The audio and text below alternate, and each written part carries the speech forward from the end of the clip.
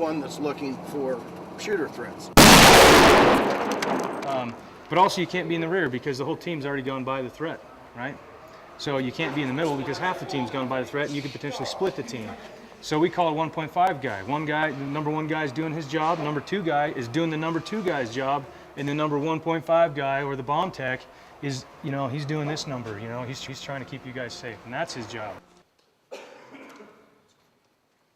I know that right now, integration hasn't occurred with every assault team out there.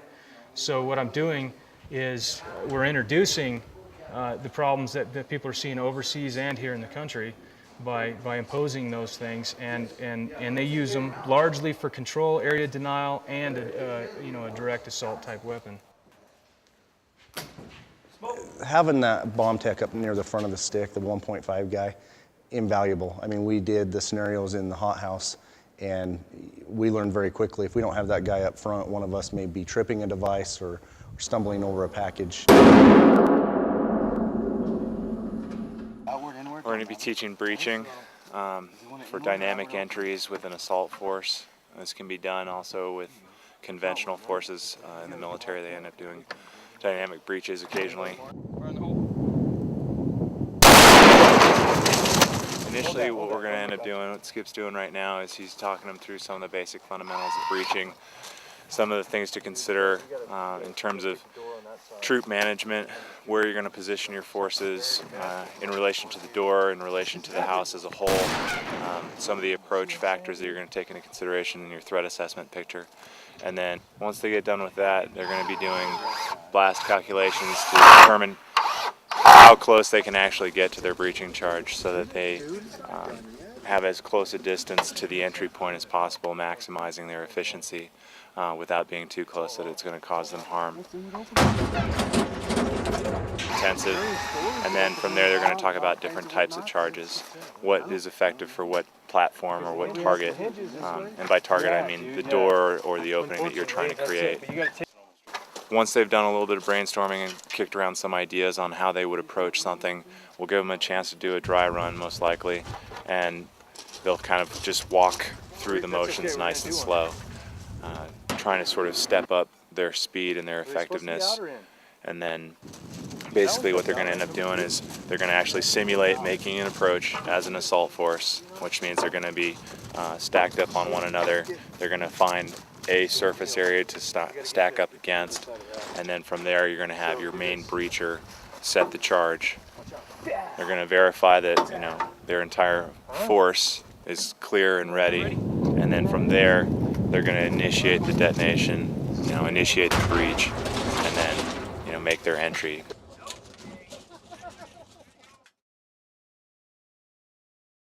Today, the last day, is vehicle-borne improvised explosive device tools specific to those vehicles, and you know, we talk about the SID charge, we talk about various IED defeat tools, you know, that, you know, where those IEDs are placed within the car. You know, a lot of small charges and a lot of bigger charges. We're using water. We're pushing water as projectile. We're also using it to tamp. We're also using various other mediums for tamping and you know, the projectile or the tool itself. We put a suitcase inside and it destroyed it. What?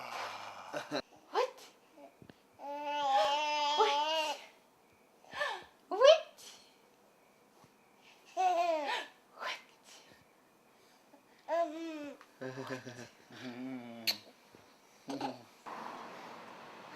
Say hi.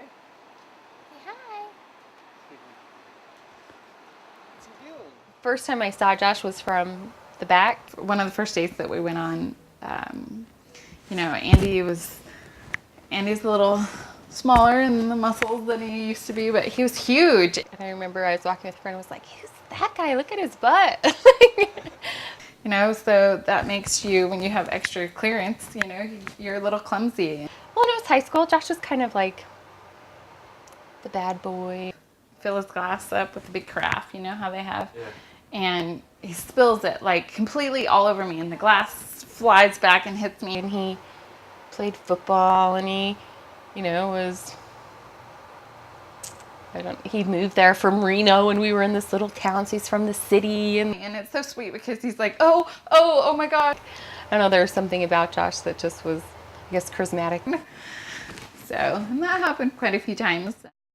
You know, I think we talked like 3 times before we kind of started dating and got a little bit serious. Like, it was like right away we had this attraction.